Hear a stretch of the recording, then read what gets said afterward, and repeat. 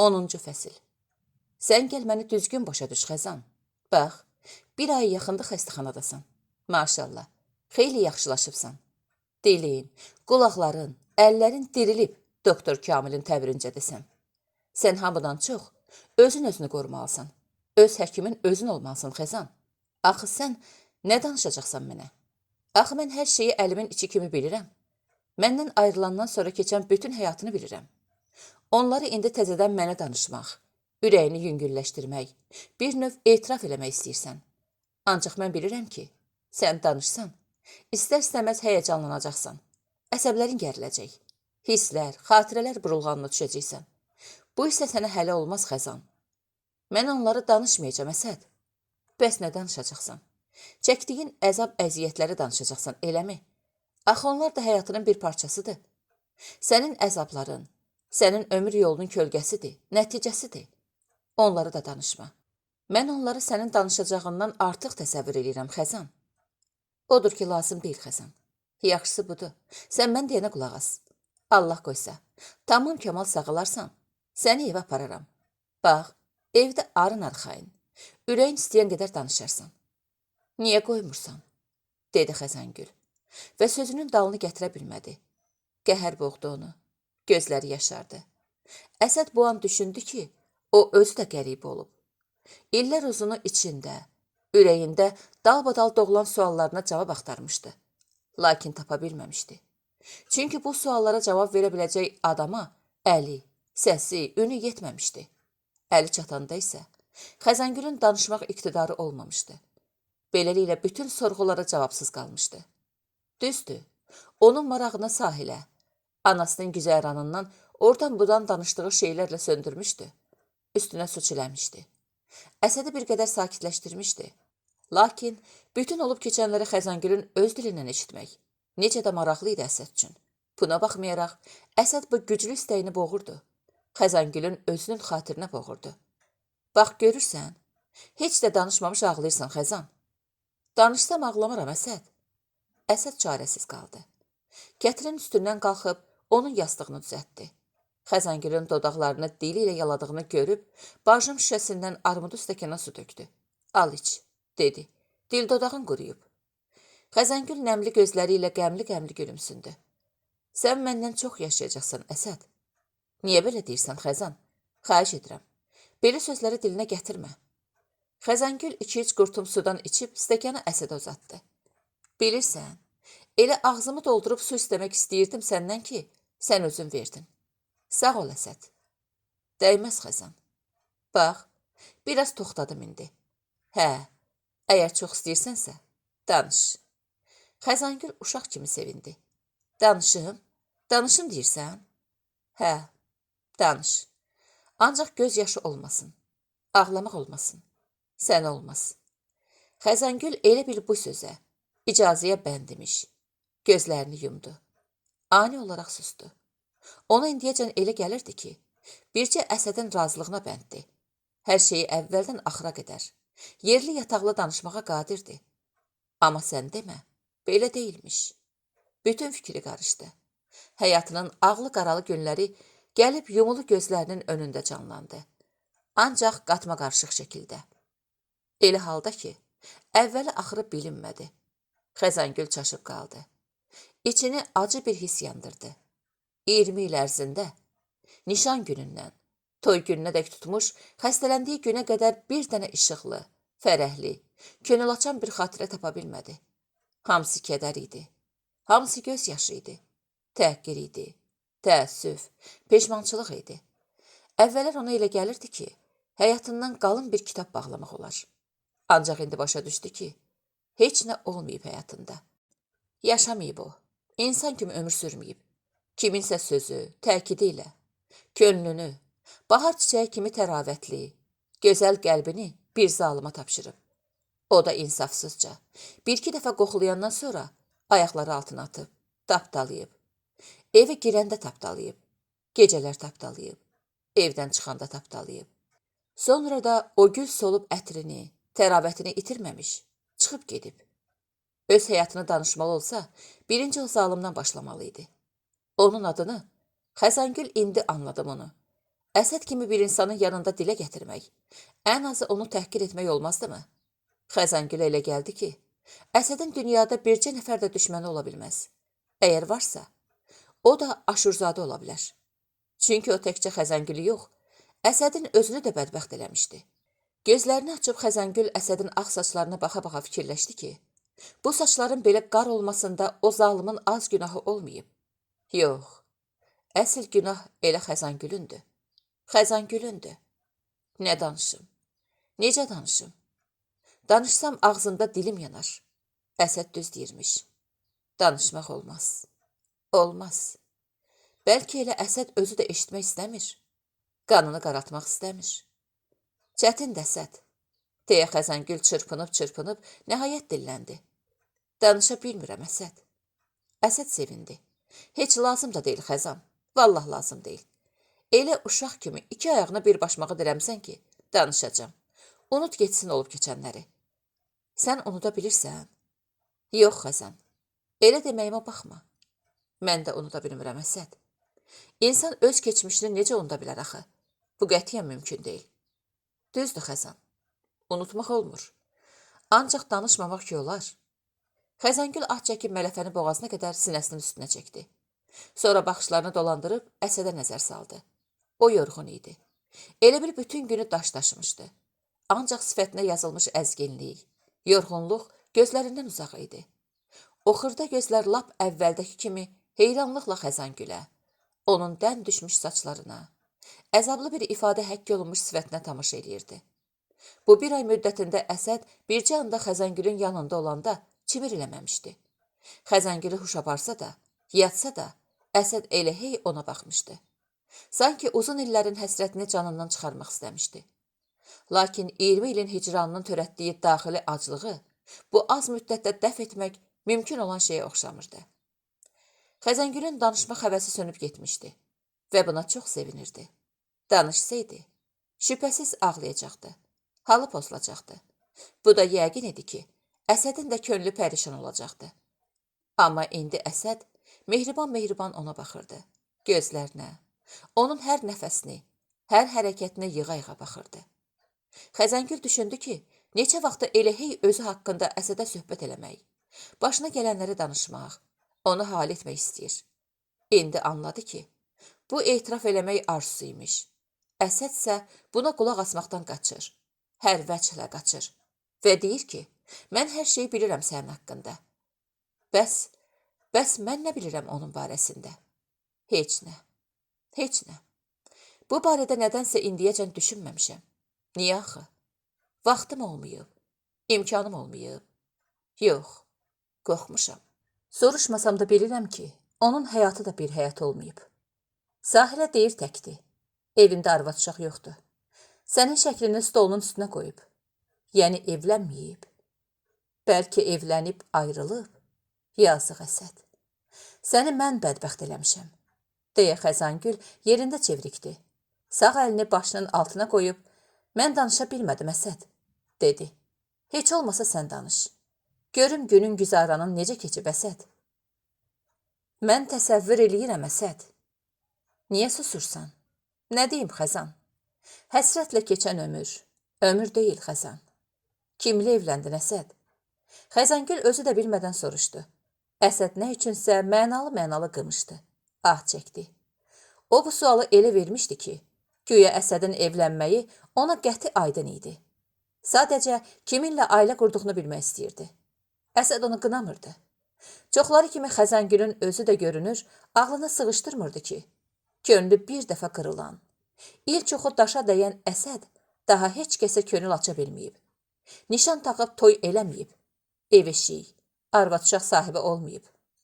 İndi hansı zəmanədir ki, bu cür sevən adam tapasan? Belələri indi demək olar ki, yoxdur. Çıraqla gəzsən, bir nəfər tapasan ya tapmayasan. Tapsan da tapmaq istəməzsən. Deyərsən bu ağıllı adam deyil. Çünki indi bugün sevirəm deyir biri. Səhər nişanı qaytarır. O bir gün başqası ilə evlənir. Çünki indi, bugün arvadı ölür. Aparır dəfn eləyir. Axşam yasa gələn qadınların arasında özünə bab qadın axtarır gözaltı. İndinin kişiləri belə olub. Əlbəttə. Onda təkcə Xəzəngül yox, Heç kəs inanmaz ki, Əsəd evlənməmiş olar. Əsəd bayaq Xəzəngülün sualını eşidəndə buna görə köksünü ötürmüşdü. Bir Allah bəndəsi ilə Xəzan, dedi Əsəd. Xəzəngülün gözləri parladı. Nə yaxşı, Allah səni xoşbəxt eləməli idi. Gözəldir? Hə, bəs indi hardadır? İndi? Əsəd cod tüklü başını qaşıdı. İndi xəstəxanadadır Xəzan. Xəstəxanada? Xəzəngül başını qolunun üstündən qaldırıb dikəldi. Nə danışırsan? Hə. Nə idi? Ağır idi Xəzan. İndi yaxşıdır.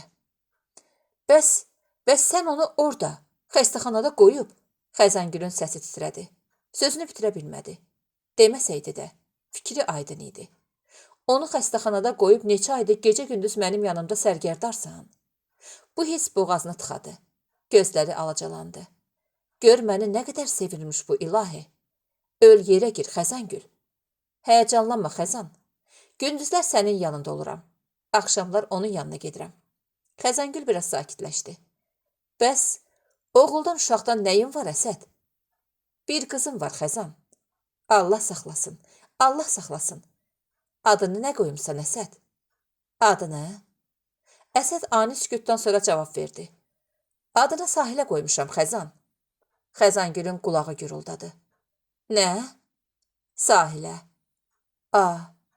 Nə xoş təsadüfdür bu Əsəd. Təsadüf deyil Xəzan. Əsəd gülümsündü yenə. Mən öyrəndim ki, sən qızının adını Sahilə qoyumsan. Mən də qızımı elə çağırdım Xəzan. Demək sənin məndən xəbərin varmış.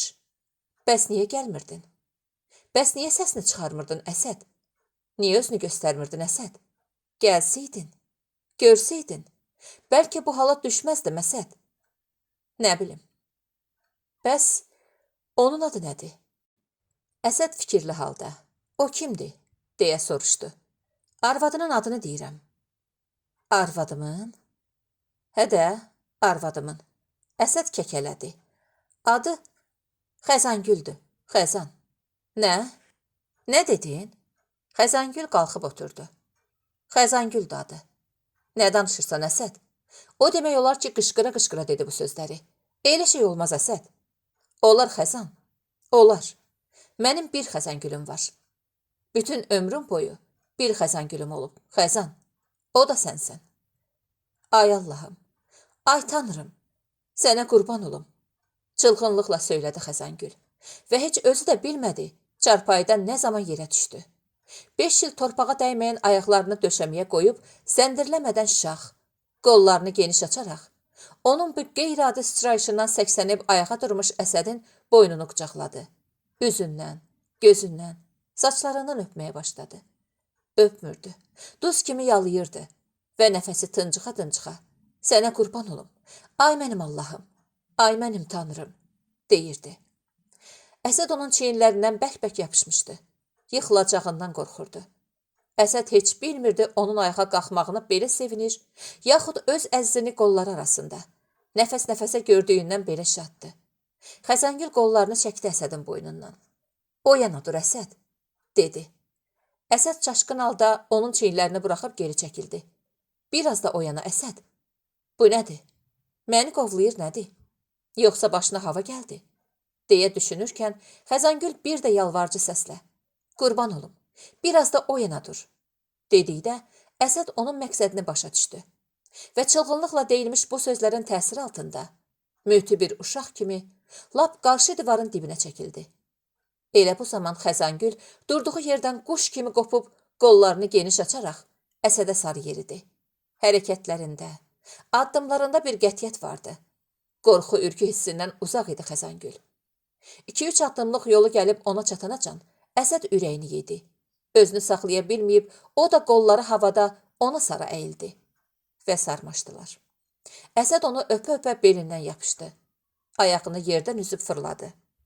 Sən yeriyirsən Xəzan, dedi Əsəd qışqıra-qışqıra. Mən yeriyirəm Əsəd. Xəzəngül havada fırlana-fırlana söylədi. Qoy məni yerə, qoy məni döşəmənin üstünə. Əsəd onun üzündən, saçlarından öpə-öpə ehmalca yerə qoydu. Çəkilib kənarda dayandı. Xəzəngül ona özünün ayaqlarına baxdı. Baxdı. Yox, yıxılmırdı. Yox, O ayaq üstə dayanmışdı. Birdən Xəzəngül təzədən yerindən qopdu. Əsədə sarı gəldi və onu qucaqlayıb üzündən, pencəyindən öpə-öpə sürüşüb ayaqlarına yıxıldı. Sənin ayaqlarından öpəcəm Əsəd, dedi. Ancaq Əsəd buna imkan vermədi. Qolları altından tutub qaldırdı və sinəsinə sıxdı. 11-ci fəsil. Hacı şəhərin sakit, bağ-bağatlı bir məhəlləsində, akademiyanın və təzə tikilməkdə olan metronun yanındakı binalardan birinin 5-ci mərtəbəsindəki tək otaqlı mənzilin qapısının zəngini bastı. Qapının üstünə ağ dəmir lövhədə sarı xətlə S.A. Hüseynov yazılmışdı. Salih Əlişiroğlu Hüseynov. Bu oğlandan çox şey öyrənmək mümkündür. Ceyhunun dostu olub. Salman, Nadir onu çox yaxşı tanıyır. Atası da Salmanın yaxın adamlarındandır. Hacı o vaxtdan Nadirəgildə maqnitofonda Ceyhunla Reyhan adlı bir qadının söhbətini dinləyəndən sonra bu evə 3-4 dəfə gəlmişdi. Özü də mülki paltarda, müxtəlif vaxtlarda. Heç kəsə, qonum-qonşuya da heç nə demədən. Ancaq Salihi evdə tapa bilməmişdi. Hacı öyrənmişdi ki, bu Salih deyilən oğlan çox səliqəli, bahalı paltarlar geyib qalstok bağlayan bir centlmen olsa da, şələşur, qabağından yeməyən, içkini və qadınları xoşlayan bir cavandı. Həmişə pulu olardı, xərcləyəndi, yeyib içməyi, restoranlarda vaxt keçirməyi sevəndi. Tez-tez turist dəstələrinə qoşulub gah ölkə daxilinə, gah xaricə səfər etməkdə, şəhər cavanları arasında az qala birinci yeri tuturdu. Bunda qeyri-adi bir şey yox idi. Atası akademik idi. Yəqin pul sarıdan, putyovka sarıdan oğluna kömək eləməyə həmişə imkanı olurdu. Bu evi də, bu tək otaqlı mənzili də almışdı Salihə. Onda Əlişir akademiyanın mənzil komissiyasının üzvü idi. Əlişir uzaq görən adam olduğundan Salih hələ körpə ikən, onda Salihin 2-3 yaşı ancaq olardı. Ev qayğısına qalmışdı. Prezidentin adına ərizə yazmış. Elmi iş yazmaq şəraitinin olmadığını çox tutarlı şəkildə əsaslandırmış. Xüsusi hal kimi bu otağı ələ keçirmişdi. Ancaq həmin otaq düz 20 il boş qalmışdı. Qapısı, pəncərəsi bircə dəfə də açılmamışdı. Qonşular mat-məətəl idi. Bu otaq kimindir? Niyə köçmür görəsən? Hamıdan çox bu, Bədrəddini düşündürürdü. Çünki ona da bu binadan tək otaqlı mənzil vermişdilər. 4 uşağı, arvadı, özü. Evdə tərpənməyə yer yox idi. Bədrəddin ora-bura çox yazmışdı ki, mənim mənzil məsələmi komissiya düzgün həll eləməyib. Mənə heç olmasa 2 otaq düşməli idi. O, evlər idarəsindən öyrənə bilmişdi ki, bu tək otaq o zaman elmlər doktoru olan Əlişir Hüseynovun qismətinə yazılıb.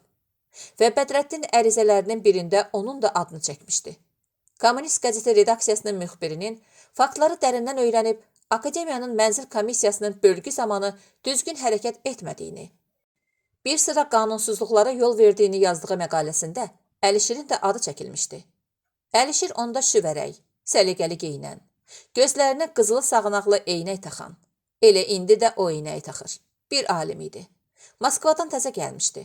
Arvadı Marina Petrovna ilə 2 otaqlı mənzildə yaşayırdı.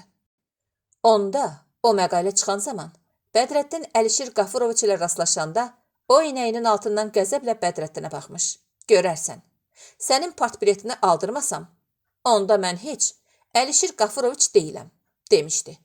Bədrəddin də, o bileti mənə sən verdirməmsən ki, sən də aldırasan, söyləmişdi. Düz söz acı olur.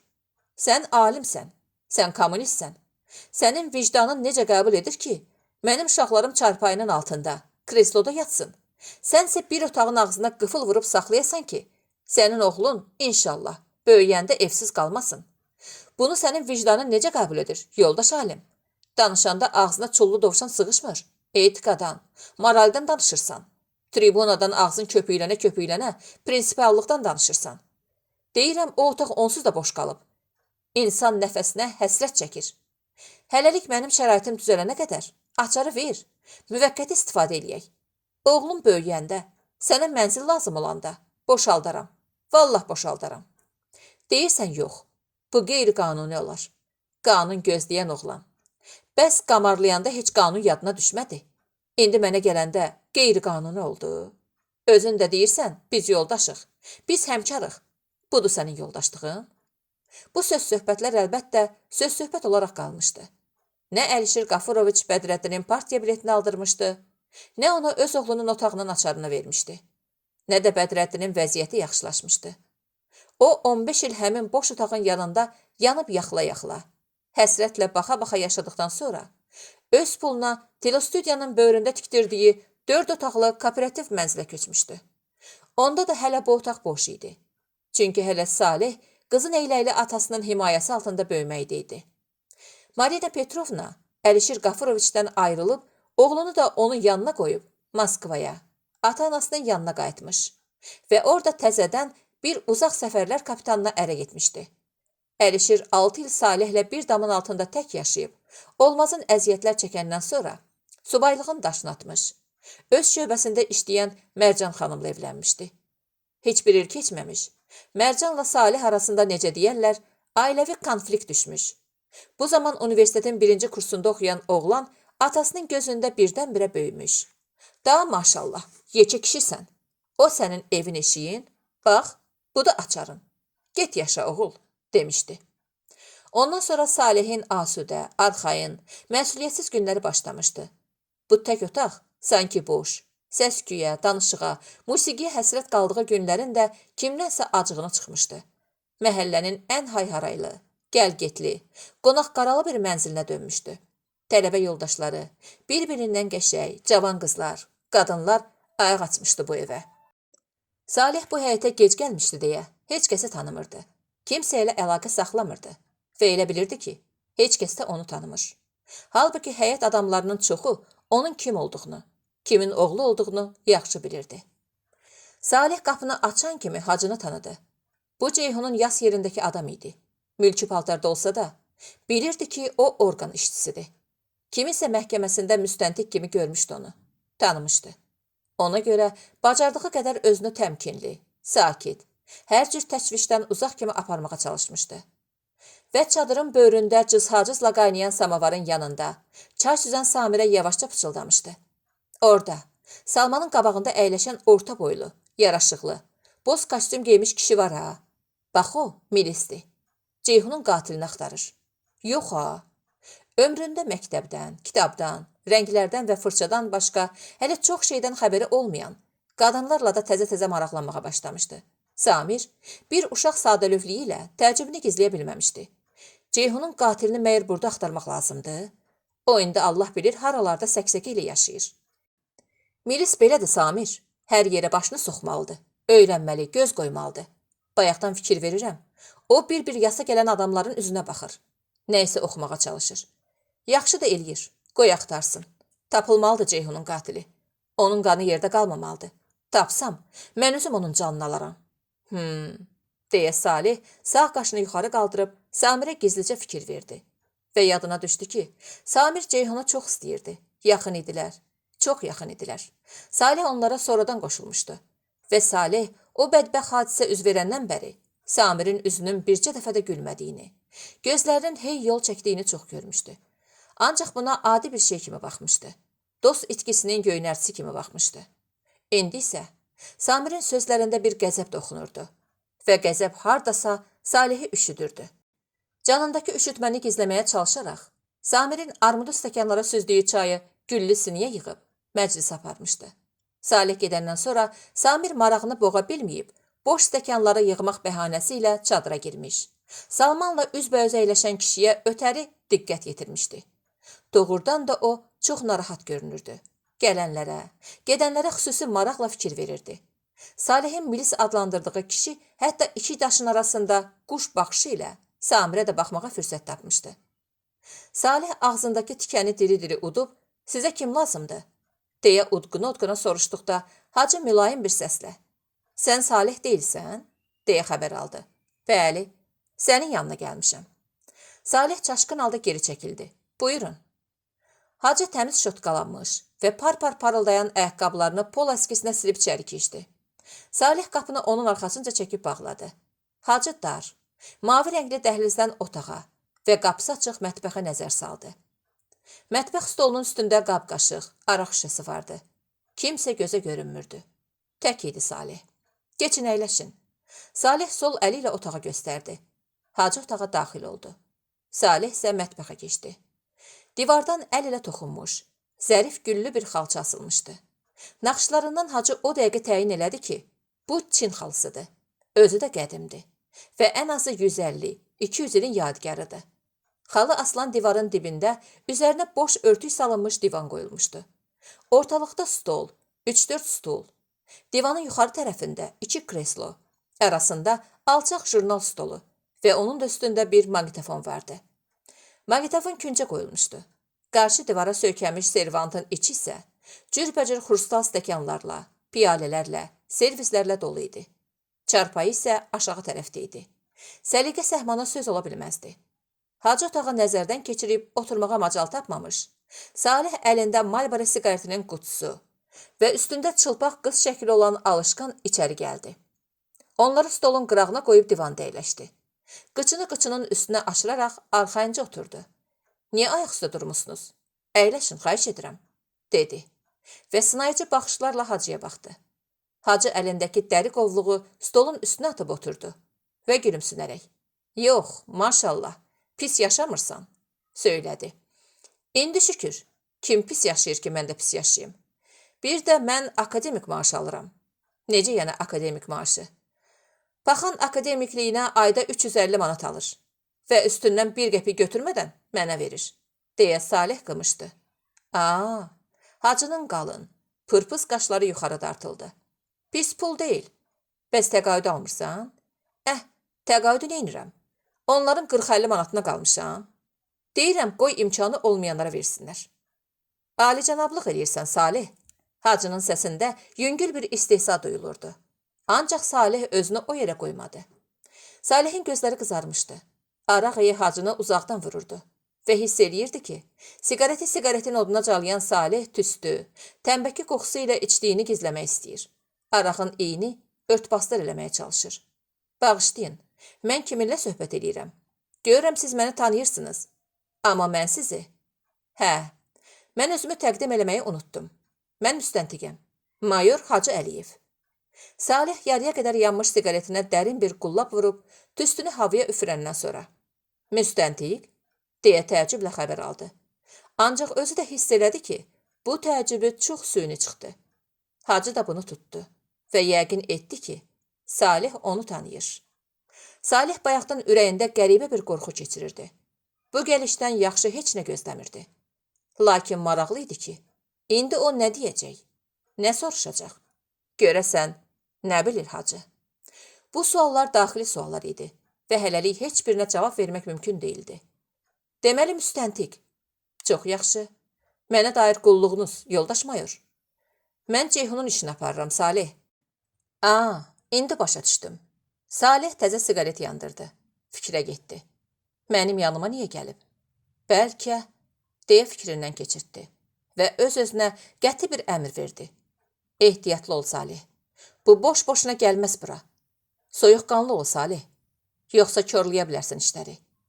Hələ də oğruları, qatilləri tapmamısınız? Hacı günahkar kimi. Təəssüf ki, hələ də yox, dedi. Mənsə elə bilirdim artıq qatillər tutulub, güllələnib də. Tutulsaydılar siz eşitmiş olardınız. Mən hardan eşidə bilərdim? Bəs daha Ceyhungilə gedib gəlmirsən? Yox, düzü ürəyim gəlmir. Axırıncı dəfə 40 günü gedənəm. Sonralar da istəmişəm gedib, qocalara baş çəkim. Ancaq ayaqlarım getməyib. Bizi, oğlunun yoldaşlarını görəndə, yazıqların əhvalı tamam dəyişir. Adamın ürəyinin başı soyulur. Mən şəxsən Salman əminin də, Nadirə xalamın da gözünün içinə baxa bilmirəm. Vallah. Bax, onu yadıma saldınız. Bütün bədənim əsir. Salih sustu. Qalxıb gəzişdi. Sonra nə fikirləşdisə, mətbəxə gedib ağzı təzəcə açılmış staliçni şüşəsini, 2 piyalə, təzə xiyar pomidor doğranmış qab, 2 də çəngəl gətirdi. Süzdü. Birini Hacının qarşısına qoydu. O biri piyaləni götürdü. Nuş edin, Hacı müəllim. Yox, mən içən deyiləm. Salih israr etmədi. Öz piyaləsini başına çəkdi.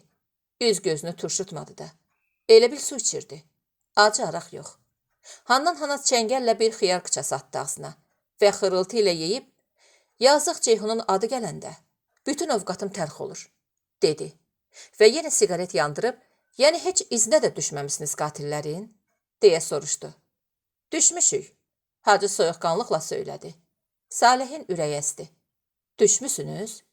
Bəli. Ceyhunun ölümündə bir qadının əli var. Qadının? Hə.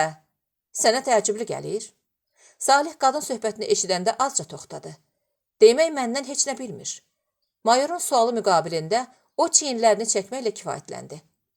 Bu qadın Ceyhunu tanıyırmış, sevirmiş, gəlib gedirmiş yanına. Salih, Regina'dır.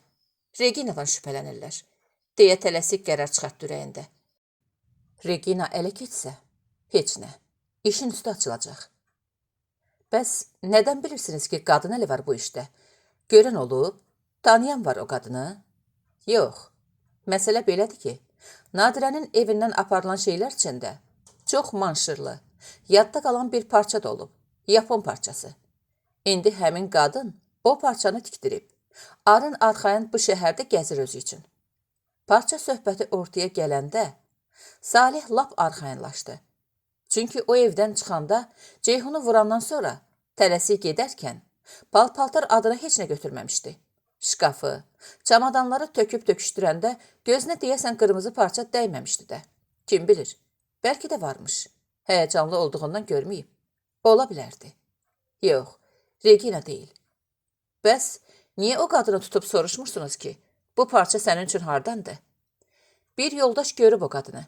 Ancaq itirib sonra. İndi bütün şəhəri axtarırıq. Demək belə. İndi sizin, Ceyhunun dostlarının köməyi lazımdır bizə. Heç ola bilməz ki, siz, mərhumun yoldaşları, o qadını tanımayasınız.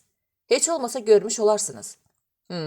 Maraqlıdır, dedi Salih və çox incə bir mətləbin ortalığa gəldiyini dumanlı halda başa düşdü. Qadın. Bu çox güman Reginadır. Tutaq ki, belədir. Və mən dedim ki, yox, tanımıram. Bəs Samir? Reginanı o da tanıyır. Və deyəcək belə bir qadın var.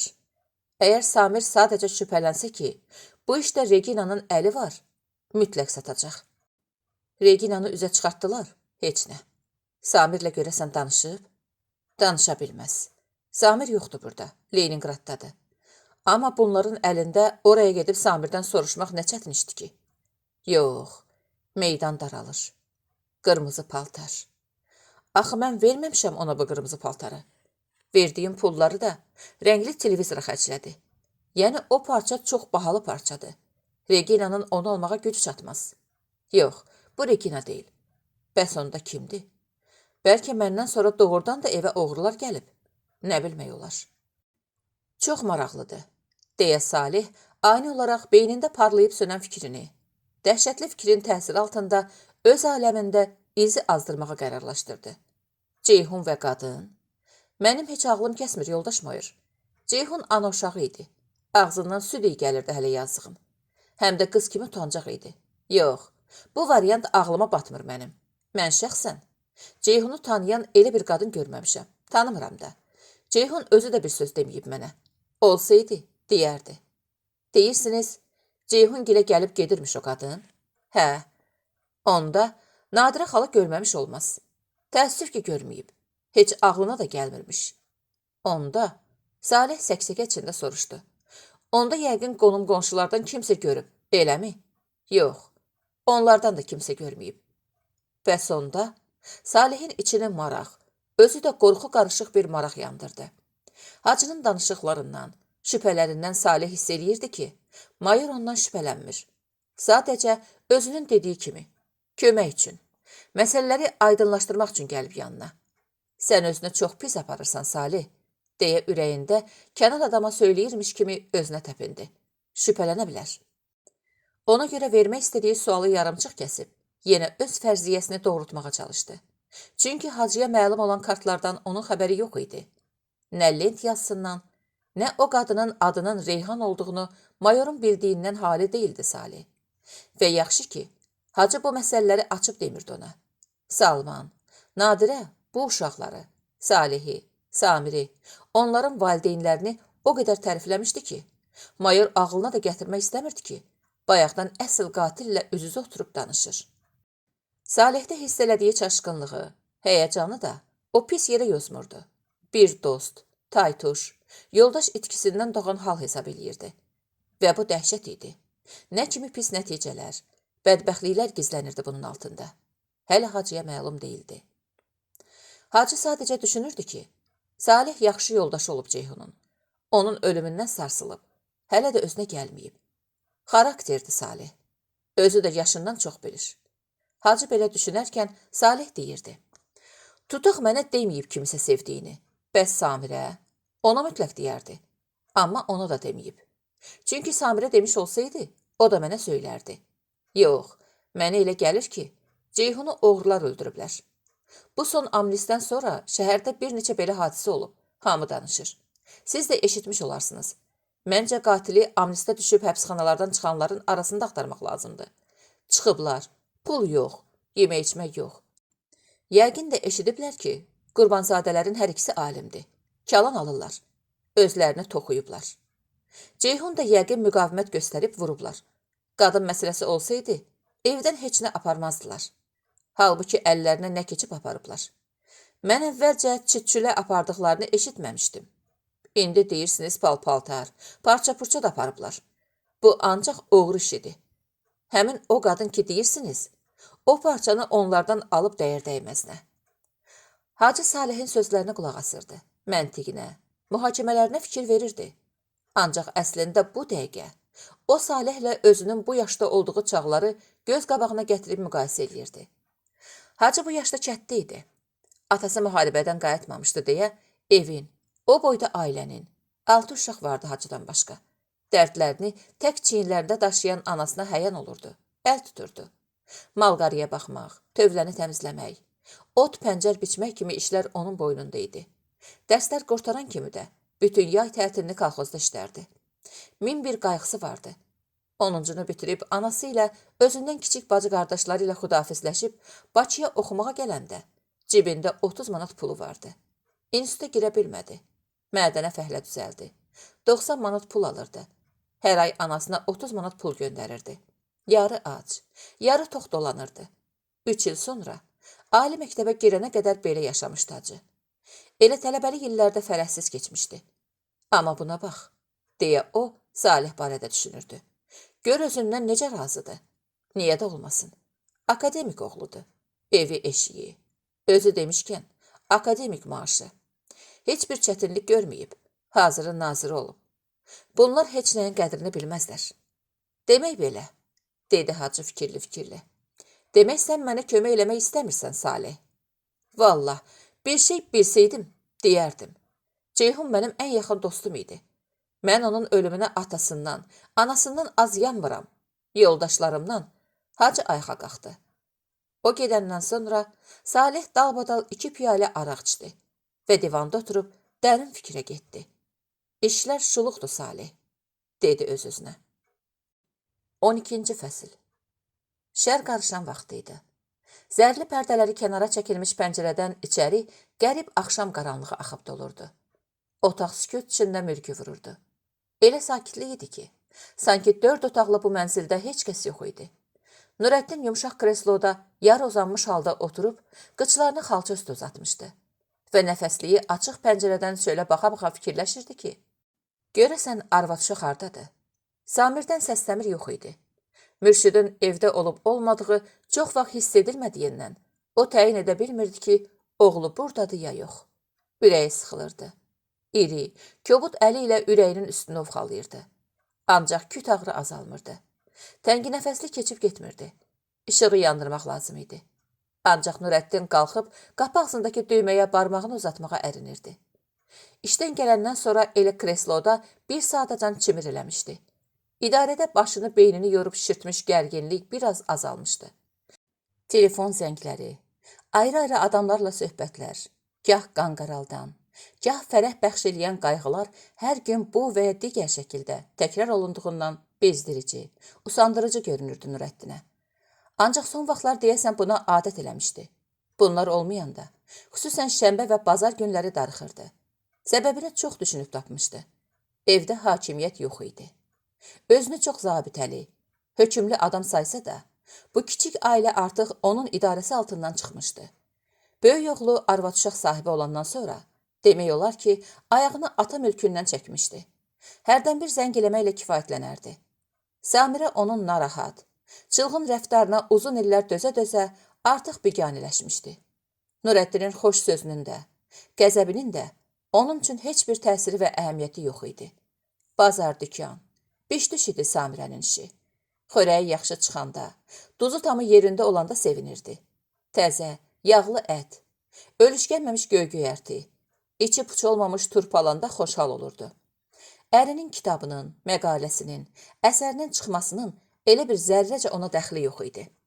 Sanki onlar tamam yad bir adamın kitabı, əsəri idi ki, Nurəddin evə gətirirdi. İlk vaxtlar yazı stolunun üstə saxlayıb, bir neçə gün gedib gəlib, oturub durub baxırdı. Gələn dostlarına fərəhlə üstünü yazıb bağışlayırdı. Onlar da onu ağız dolusu tərifləyirdi. Sən bizim böyük alimimizsən, səninlə fəxr eləyirik, deyirdilər. Bəzən Samirə xörək gətirəndə, çay verəndə belə söhbətlərin istər-istəməz şahidi olurdu. Və nədənsə ona elə gəlirdi ki, bax bu adamlar yalandan, könlü xoş olsun deyə uzaq görənlik edib Nurəddini tərifləyirlər. Ya ikiyüzlüdülər onlar, ya da yaltaqdılar. Samirənin evdar qadın olsa da, universiteti bitirəndən, Nurəddinə ərə gedəndən sonra ictimai həyatdan, öz sənətindən ayrı düşüb bu dörd divar arasında yaşasa da, bir çox məsələlərdə olduğu kimi əri barədə də öz fikri var idi. Düzdür, o bunu indiyəcən dilinə belə gətirməmişdi. Ancaq ürəyində idi bu fikri və ürəyində deməkdən heç kəsdən, hətta Nurəddinin özündən də qorxmurdu. Çünki Samirə şükür eləyirdi. Nə yaxşı ki, Nurəddinin telepatlığı yoxdur. Yoxsa onun yeganə azadlığı, qəlbində sərbəst, qorxusuz, ürksüz fikir söyləmək, düşünmək azadlığını da əlindən alardı. Və onda Samirəni heç nə bu evdə saxlaya bilməzdi. Baş götürüb gedərdi. Çünki onda Nurəddin arvadının onun barəsindəki fikrini açıq-aydın oxuyardı və dözməzdi. Samirənin isə Nurəddini dünyada hamıdan yaxşı tanıyan bir insan kimi fikri çoxdan qətiləşmişdi. Nurəddinin özü nədir ki, yazdığı da nə ola? Hələ tələbəli illərində Heydər Hüseyin, Əli Sultan, Aslan Aslanzadə kimi məşhur alimlərin kəlamlarına qulaq asan Samirənin beynində belə bir qənaət yaranmışdı ki, yaxşı insan olmayan yaxşı kitab yaza bilməz. Kitab yazan adam gərək fövqəlbəşər olsun, təmiz olsun, müqəddəs olsun, lap gərək Allah olsun, alim də, şair də. Bax, gərək belə olsun. Kim deyə bilər? Kim ağlına sığışdıra bilər ki, Nizami, Bəhmənyar, Nəsimi, Füzuli, Seyid, Sabir pis adam olublar. Adamın dili quruyar belə desə, ürəyi yanıb parçalanar belə düşünsə. Olub, Samirə bilirdi. Olub ki, pis adamlar da kitab yazıblar. Ancaq hanı onların kitabları? Özlərinin pislikləri oduna yanıb kül olublar o kitablar. Mürşid isə Nurəddinin, Samirənin son beşik övladları olan mürşid idi. Tamam ayrı cür oğlan idi. Samirənin fərəhi, onu bu dünyaya bağlayan bir şey vardısa, o da mürşid idi. Və ona ürəyində gündə 1000 dəfə Allahına minnətdar olurdu ki, nə yaxşı ki, o atasına oxşamır xasiyyətcə. Nə yaxşı oxşamır. Mürşid təmkinli idi, səbir dəryası idi. Sözünü, hərəkətini ölçüb biçən idi. Cavan olmağına baxmayaraq, həyat, insan, yaxşılıq, pislik, mərdlik, namərdlik barədə özünün fikirləri var idi. Və bu hərəkətlərini, sözünü həmişə bu düşüncə tərəzisi ilə nizamlayırdı. Tələbə ikən də, elmi tədqiqat institutunda işlədiyi bu illərdə də hamı onun təvazökarlığını, səmimiliyini, sadəliyini görüb qiymətləndirmişdi. Mürşid atası direktor olmamışdan necə idisə, indi də eləcə idi. Lovğalıq, mənəmlik deyilən şeyi heç kəs onda görməmişdi. Ancaq mürşidin heç kəsin görmədiyi, duymadığı anasından başqa bir gizli dərdi vardı ki, onu o tək çəkirdi. Nə dostlarına, nə qardaşına deyə bilirdi. Bu da Nurəddinin, atasının dərdi idi. Nurəddinin hərəkətləri, adamlarla rəftarı onun qətiyyən xoşuna gəlmirdi. Özbaşınalıq, sərtlik, lovğalıq, heç kəsi, heç nəyi bəyənməmək, hamıya yuxarıdan aşağı baxmaq mərəzi onda əvvəllər də var idi. Ancaq bu, necə deyərlər, şey özündə şey idi. Hamıdan çox Nurəddinin özünə ziyan verirdi. Ancaq indi, o direktor olandan sonra Nurəddinin bu mərəzi əməl libası geymişdi və işə, adamlara, ürəklərə ağıllı başlı ziyanlar vururdu. Bunun isə yaxşı əlamət olmadığını və nəticə etibarilə yaxşı qurtarmayacağını Mürşid çox gözəl başa düşürdü. Başa düşürdü və sıxılırdı. Sənə tələbə vaxtıda çox dedim. Qulaq asmadın. Partiyaya keçmədin. Amma indi keçməlisən bala, deyərdi hərdən Nurəddin. Ona görə hərdən ki, Atabalı onların səmimi mehriban söhbətləri çox nadir hallarda, elə hərdən baş tutardı. Yalnız belə nadir söhbətləri zamanı Samirə onların ata oğlu olduğuna inanmaq istəyərdi. Ayrı vaxtlar onlar yad adamlar idilər. Hərəsinin öz dünyası, öz aləmi var idi. Nurəddinin dünyası kitabları idi, özü idi, öz fikri idi. Qalan hər şey, arvad da, ev-eşik də, oğul uşaq da onun dünyasının bəzən lazımlı, bəzən lazımsız əlavələri idi. Gərək elə hamı partiyaçı olsun, demişdi bir dəfə Mürşid. Yox, hamının olmağı vacib deyil. Amma sənin olmağın vacibdir Mürşid. Niyə? Əgər istəyirsən vəzifən olsun, mövqeyin olsun, gərək keçəsən. Sən buna görə keçmisən partiyaya? Nurəddin fikrə gedib. Yox, söyləmişdi. Ancaq çox həssas oğlan olan Mürşid başa düşmüşdü ki, atası yalan deyir. O məhz vəzifə, mövqe xatirinə partiya sıralarına daxil olub. Kimlər isə nə zamansa çox məharətlə aldadıb və təəssüf eləmişdi Mürşid. Niyə adamları partiyaya qəbul etmək kimi müqəddəs bir iş tapşırılmış yoldaşlar bu cür adamların gözünün içini, ürəyinin içini oxumağa qadir deyirlər? Bu çox incə məsələdir. Çox həssas nöqtədir. Burada səhv eləməyə kommunistin ixtiyarı yoxdur. Əsla yoxdur.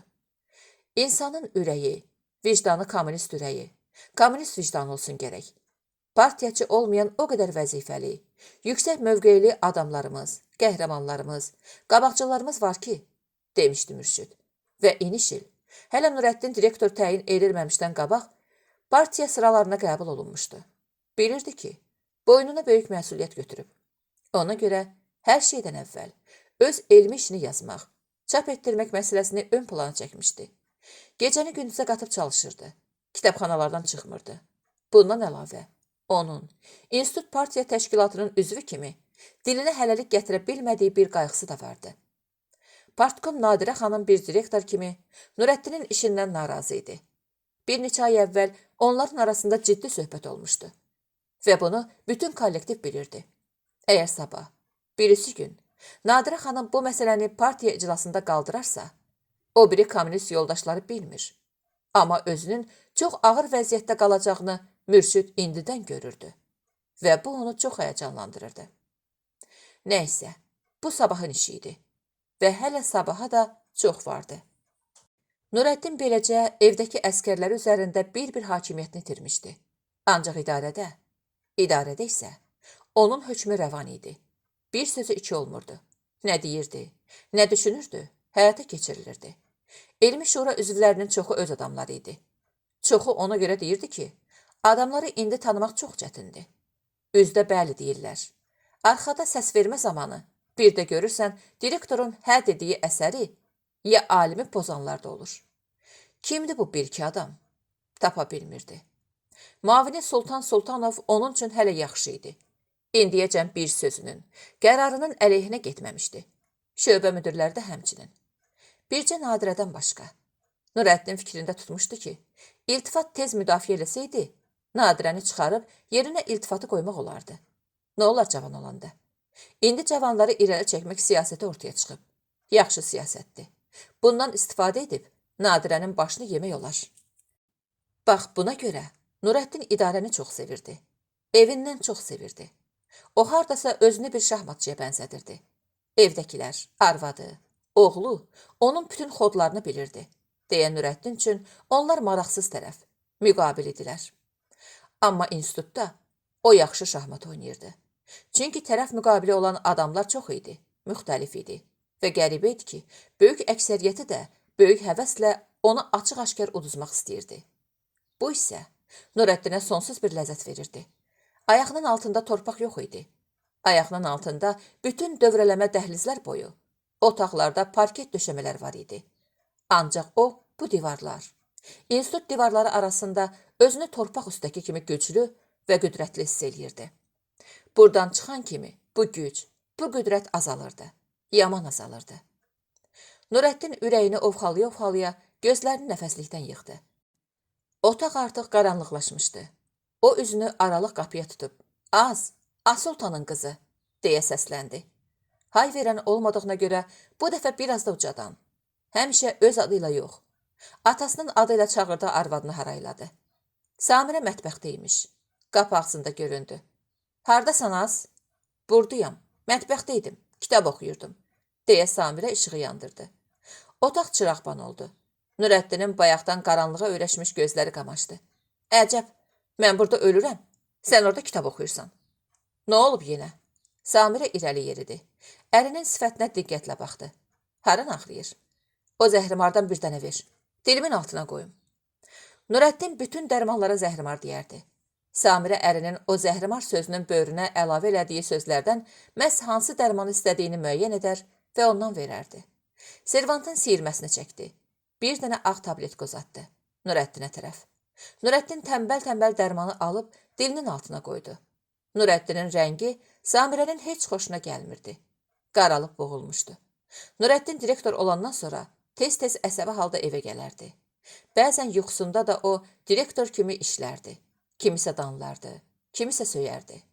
Samirə neçə dəfə ərini yuxudaykən mən direktoram, belə deyirəm, deyə sayıqladığını eşitmişdi. Ancaq üzünə vurmamışdı. Yazı pozu ilə də əvvəlki kimi məşğul ola bilmirdi. Sadəcə vaxtı çatmırdı. Beyni elmdən başqa min sualla, min qayğı ilə dolu olurdu. Elə bilirsən səni çox istədiklərindən gətirib o boyda institut direktor qoyublar? Yox kişi, səni istəməyənlər səni bu vəzifəyə irəli çəkdilər. Bilirsən niyə? Bilməzsən sən. Sən ki yetənə yetirsən, yetməyənə də bir daş atırsan, əlindən hamı sinə dağlıdır. Səni başqa yolla məhv eləyə bilmədiklərini görüb, bu direktorluğa atdılar sənin ağzına. Burada iki məqsədləri var onların. Birincisi budur ki, sən daha susasan, onlarla işin olmasın. Balam, vəzifə də verdik sənə. Daha nə istəyirsən bizim yaxamızdan? Biz sənin dostlarınıq. Sənsə o iclas yoxdur ki, qılıncını sıyırıb üstümüzə düşməyəsən. İkincisi və ən əsası budur ki, sənin ürəyini partlatsınlar. Vəssalam. Nağıl danışmaz. Samirə qarşıdakı kresloda oturdu. Sənin yerinə olsam, ərizə verib çıxaram direktorluqdan. Yoxsa sən öləcəksən vallah. Gic-gic danışmaz. Sən nə bilirsən vəzifə nə deməkdir? Vəzifə indi böyük şeydir. Asultanın qızı. Camaat maya qoyur, xərc çəkir. Min fırıldaqla vəzifə başına keçməyə çalışır. Mən də durum ərizə vereyim. Hamı mənə axmaq deməz, gülməzlər mənə. Mən sənin özünə görə deyirəm, Nurəddin. Elə mənim özümə görə. Mənə vəzifə lazımdır, arvad. İndi yaxşı kişi odur ki, öləndə də vəzifə başında ölür. Vəzifə başında öləni isə çox böyük təmtəraqla götürürlər, arvad. Tabutı kruqlu zala qoyulur. Bülbül Üzeyrin sənsizini oxuyur. Fəxri Qarolda dururlar böyük-böyük alimlər. Fəxri xiyabanda bastırırlar. Sən ölmə. Öləndən sonra bütün bunların sənin üçün nə əhəmiyyəti var axı? Yox, nə danışırsan? Çox. Samirə barmaqlarını əsəbliklə şıqqıllatdı. Bu şöhrətpərəstlikdir. Şöhrət azardı bu, daraşıb canına. Sonra peşman olacaqsan. Onda da əlin heç yerə çatmayacaq. Məndən deməkdir. Deyib ayağa qalxdı. Mən istəyirəm gedəm nəvələrə bir baş çəkəm. Həvəsin var, dur gedək. Həm də biraz havasatın dəyişər. Fikrin dağılar. Rədd elə. Atası başıma tac qoyub, sabah da uşaqlara tac qoyacaq. Mən getmirəm. Gedirsən özün get. Samirə çoxdan bəri ürəyini yandıran niskilini dilə gətirməyin vaxtı, məqamı çatdığını hiss eləyib, nəvələrim bugün sabah dərsə gedəcəklər. Amma heç səni düzəməlli tanımırlar bu uşaqlar. Bu qədər soyuqluq olmaz ki, sən göstərirsən.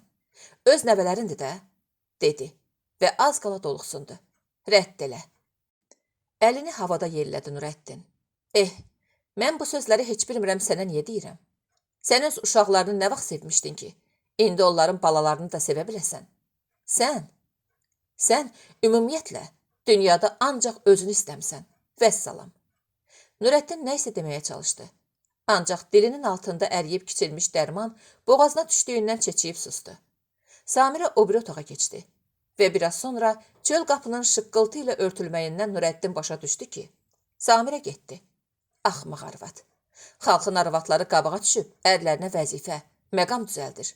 Bu da deyir, ərzə ver direktorluqdan çıx. Ay boyunu yerə soxum arvad, deyərək Samirənin dalınca deyindi. Söyüb söyləndi. Mürşüdün səsi səmiri yox idi. Görünür evdə yox idi. Bir də onun evdə olub olmamağı çox vaxt heç hiss olunmurdu. Nadir hallarda onu ata-anasının cəmiyyətində görmək olardı. Əksərən öz otağına çəkilərdi. Oxuyub yazardı. Osmanzadələr ailəsinin yaşadığı bu cəhcəlallı mənzilin kiçik bir güşəsi onun idi. Və o, bu dünyanın içində öz düşüncələri, ağlı, ürəyi ilə demək olar ki, tək güzaran keçirərdi. Mürşid böyüdükcə, yaşa dolduqca, həyat adlanan mürəkkəb, anlaşılmaz, ziddiyyətli kitab oxuduqca, gəzib dolaşdığı alimlər mühitinə, elm aləminə, xüsusən bu aləmin üzdə olan nümayəndələrindən sayılan atasına, onun rəftarına, düşüncəsinə nəzər saldıqca, dərin-dərin fikirlərə dalır, götür-qoy eləyir. Gördüyü, eşitdiyi hər şeyi safçülük süzgəcindən keçirirdi. O, öz yaşında, atasının sayəsində çox alimlər görüb tanımışdı. Evlərinə gəlib gedən, Nurəddin Osmanzadənin dostu tanışı olan alimləri dinləmişdi. Özü də neçə il idi ki, akademiyada idi. İstər-istəməz böyük-böyük alimlərlə rastlaşmışdı, danışmışdı. Onların hərəsi bir cür yadında qalmışdı Mürşüdün. Hərəsindən bir şey öyrənmişdi. Elmlərinin incəliyinə vara bilməmişdi. Çünki onda onun imkanı yox idi. Və bu mümkün də değildi. Ancaq Mürşüd bir şey yaxşı anlamışdı. Onlar alimlikdən əvvəl yüksək mədəni səviyyəyə malik, xoşqılıq, söhbətcil, həddən artıq sadə adamlar idilər. Danışdıqca danışmaq istəyirdin. Dinləməkdən yorulmurdun. Lap ən adi adama belə yuxarıdan aşağı baxmaq hissi yox idi onlarda. Və Mürşid hər dəfə belə alimlərlə söhbət eləyib ayrılandan sonra istər-istəməz atası haqqında düşünməli olmuşdu. Düşünmüşdü və pərt olmuşdu. Çünki Nurəddin Osmanzadə qətiyyən onlara bənzəmirdi. Buz kimi soyuq idi Nurəddinin ürəyi. Başqaları o yana dursun, öz övladlarına belə soyuq idi. Samirə də bu cəhətini bilirdi ərinin. Ancaq uşaqların yanında açıb ağartmırdı. Qorxurdu ki, uşaqlar atalarından soyuya bilərlər, uzaqlaşa bilərlər. Lakin həyat öz işini görürdü. Böyük qardaş bunu duymuşdu. Səssiz, səmirsiz çıxıb getmişdi. İndi də kiçik oğul, Mürşid, bu həqiqəti tam çılpaqlığı ilə dərk etməyə başlamışdı. Və bu uşağa böyük bir dərd olmuşdu. Niyə atası belə idi? Təkcə soyuqluq idimi Nurəddinin nöqsanı? Yox, təkcə bu olsaydı, dərd yarı idi. Məsələ bunda idi ki, Nurəddin Mürşidin gözünün qabağında işləyirdi. Böyük bir kollektivə başçılıq edirdi və hər addımını o görürdü. Qaba idi, ürəksiz idi Nurəddin. Ürək sındırmaqdan qətiyyən çəkinmirdi, qorxmurdu. Bu isə Mürşidin aləmində çox böyük qəbahət idi. Heç kəsə, xüsusən alimə qətiyyən yaraşan xasiyyət deyildi. Belə adam sevimli ola bilməz.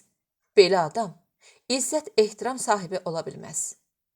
Mürşid son vaxtlar bir neçə dəfə qəslənmişdi ki, ikilikdə, atabala üzbəüz oturub bu məsələlər barəsində açıq söhbət eləsin. Fikirlərini desin atasına. Bəlkə hələ gec deyil, bəlkə düzələ bilər. Ancaq sonra bunun qeyri-mümkün olduğunu yəqin edib susmuşdu.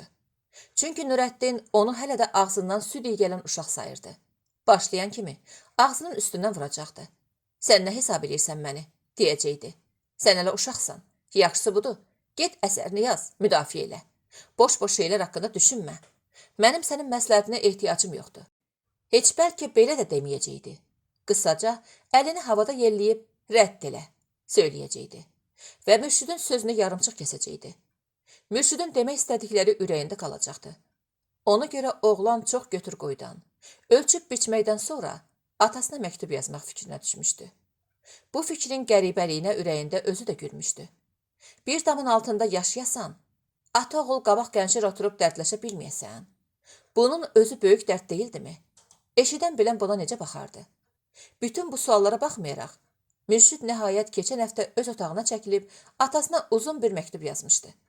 Qəribə idi ki, o zaman Mürşid həmin məktubu qələmə alanda atası qonşu otaqda idi. Aralarında cəmi bircə divar vardı. Əgər Mürşid yazdıqlarını ucadan desəydi, atası yəqin ki, divarın o tayında onu aydınca işlərdi. Bəli, məktubu işdə poçt qutusuna atmışdı və 15-20 dəqiqəlik bir məsafədə olmağına baxmayaraq, həmin məktub düz bir həftə yol gəlmişdi. Bugün işdən qaydanda qəzetlərlə birgə öz məktubunu da yeşikdən çıxarıb atasının stolun üstünə qoymuşdu. Özü isə şəhərə çıxmışdı və gec gələcəyini də anasına söyləmişdi. Qoy oxusun, düşünsün. İsti-isti yanında olsam, söhbət qəlizləşə bilər, düşünmüşdü Mürşüd. Mürşüd qəzetlərin 4-cü səhifələrini nəzərdən keçirib kənara itələyərkən konverti gördü. Götürüb baxdı. Təəccüb içində zərfin qırağını cırdı. Elə bir bu qalmışdı. Mürşüd mənə məktub yazıb. Mürşüdün məktubu. Bilirəm. Sənə məktub yazdığımı biləndə çox təəccüblənəcəksin ata. Nurəddinin ürəyi. Yox, bir təəccüblənməyim də. Axşamacan gözümün qabağında evdə də, işdə də yanımda olan oğlum mənə məktubla müraciət edir. Mürşüdün məktubu. Təəccüb eləmə ata. Bunun bir çox səbəbi var. Bircəciyini qeyd edəcəm. Özün inanacaqsan ki, mən haqlıyam. Nurəddinin ürəyi. Elə. Görüm nədir o səbəblər. Mürşüdün məktubu. Mən ağlım kəsəndən bəri belə görmüşəm. Belə müşahidə eləmişəm ki, hər hansı vacib bir məsələ barədə səninlə heç kəs üzbəsürət oturub söhbət eləmək, dərdləşmək, məsləhət almaq, məsləhət vermək saadətinə nail olmayıb. Söz deyən peşman olub. Çünki səninlə normal şəkildə danışmaq əsla mümkün deyil ata. Səndə tərəf müqabili axıra qədər dinləmək hövsələsi və mən deyərdim ki, bu sözə görə üzr istəyirəm səndən. Qabiliyyəti yoxdur ata. Bu bir insan kimi sənin çox böyük nöqsanındır. Tərifləri hardasa yenə dinləyə bilirsən. Ancaq sənin bu və ya digər nöqsanın haqqında deyilən ən cüzi bir fikir belə səni hövsələdən çıxarır. Heç özün də bilmədən aləmi qatırsan bir-birinə. Səni istəyərək, xeyirxahlıqla. Nəticə etibarilə xeyrinə danışan adama düşmən gözü ilə baxırsan. Və buna görə də səni tanıyanlardan heç kəs daha belə söhbətlərə girişmək istəmir. Nəyimə lazım? Özü bilir neyniyir, deyib yaxasını kənara çəkir. Bəlkə də mənim də bu sözləri sənə deməyə ixtiyarım yoxdur. Bəlkə mən də sənin acığına gələcəm. Ancaq mən çox düşünüb daşınandan sonra bu qərara gəldim ki, məni narahat eləyən bəzi məsələləri sənin nəzərinə çatdırım. Çünki mən yad adam deyiləm. Sənin doğmaca oğlunam və buna görə sənin taleyinə biganə qala bilmərəm ata. Sənin taleyin elə hardasa mənim də taleyimdə ata. Nurəddinin ürəyi. Əcəb oğulsan, çörəyim gözündən gəlsin. Hə, de görək nə deyirsən? De, sənin taleyin, mənim taleyim. Mürşüdün məktubu. Sən indi cavan deyilsən. Sənin yaşın 60-ı artıq adlayıb. Bu yaş elə yaşdır ki, keçilən ömür yoluna yekun vurmaq, yarımçıq işlərin əl-ayağını yığmaq vaxtı vədəsidir. Bu yaşda keçmişi yox, sabahı düşünmək lazımdır. Səndən sonra qalanları düşünmək lazımdır. İşdə sənin səhv eləmək ixtiyarın yoxdur ata. Ancaq mən sənə fikir verirəm. Görürəm, yanlış yoldasan. Tutduğun işlər, əməllərin sənə baş ucalığa gətirməyəcək deyəsən. Sənin nə qədər ki vəzifən yox idi. Bu nöqsanların ev, şöbə miqyasında bilinirdi. Çölə bayra o qədər çıxmırdı. Ancaq sən direktor olandan sonra bir pillə ucaldığın üçün hər yerdən görünürsən. Daha səni gizləmək mümkün deyil. Ona görə bu yüksək məqamda sən elə yaşamalısan, dayanmalısan ki, səndən ağız dodaq büzə-büzə danışmasın adamlar. Hamı indi səninlə Aslanzadəni müqayisə eləyir. O yaxşı direktor olub, yaxşı alim olub, yaxşı insan olub. Kollektivin atası olub, laborantda, doktorda ondan ağız dolusu danışır. Onun xəstələnməyini hamı böyük bir itki hesab eləyir. Kollektiv gecə-gündüz onun yanındadır. Amma sənin institutda zərrəcə hörmətin yoxdur ata. El gözü ən dəqiq tərəsidir. Sən direktor olandan sonra o böyük kollektivin içində qəlbinə toxunmadığın, incitmədiyin adam barmaqla sayıla bilər. Onlar da sənin məddahlarındır, dırnaqarası dostlarındır. 5-3 nəfərə söykənib, arxalanıb, bütöv bir kollektivə qarşı çıxmaq, hamını təhqir etmək, hamını qorxu hissi altında saxlamaq ağıllı adamın tutduğu yol deyil ata. Sən gələndən sonra institutu onlarla yaxşı alim tərk eləyib gedib. Əvəzində kimləri götürmüsən? Nazir uşaqlarını, vəzifəli adamların övladlarını. Onların alim olması üçün uzun-uzun illər lazımdır. Sən onların başını sığallayırsan. Çünki ataları, dayıları var. Yəni düşünürsən ki, onlar hardasa sənə dayaq ola bilər, arxa ola bilər. Amma işdən çıxartdıqların kimlərdir? Kimsəsiz adamlardır. Əzizin heç kəsi yoxdur. Rənanın heç kəsi yoxdur. Əziz 2 ildir işsizdir. Düzdür, ona başqa işlər təklif edirlər. Ancaq o getmir. Niyə? Ona görə ki, ixtisasını dəyişmək istəmir. Niyə də dəyişsin? Dolanışığı pisdir onun. Adamın yazığı gəlir ona. Mən, sənin oğlun onu görəndə, başımı soxmağa yer axtarıram ata. Sənin xəbərin yoxdur ki, mən hər ay öz maaşımdan ona 50 manat pul verirəm. Götürmək istəmir. Məcburdur. Ancaq dost kimi yalvarıram, yaxarıram. Borc verdiyimi deyirəm. Sonra götürür. Sən heç düşünürsənmi ki, neynirsən? O kimdən pis işləyirdi? Əsər yazıb, yenə yazacaqdı. Amma sən kimlərinsə sözü ilə onu işdən qovdun. Prokuratura onun haqsız olaraq işdən azad edildiyini qeyd edir və işinə bərpa olunmasını tələb edir. Sən prokuraturanın da qərarını yerinə getirə bilmirsən. Çünki onun yerinə öz dostunun oğlunu götürmüsən. Xəzəri 2 ildir ki, müdafiəyə buraxmırsan. Nə var, atası səni tənqid eləyib. Bir fikirləş ki, sabah sənə görə sənin də övladlarının başını kəsən oğullar tapıla bilər. Xəzər istedadlıdır. O artıq doktorluğunu da yazıb qurtarıb. Sənsə deyirsən, mən işləyən adamı sevirəm.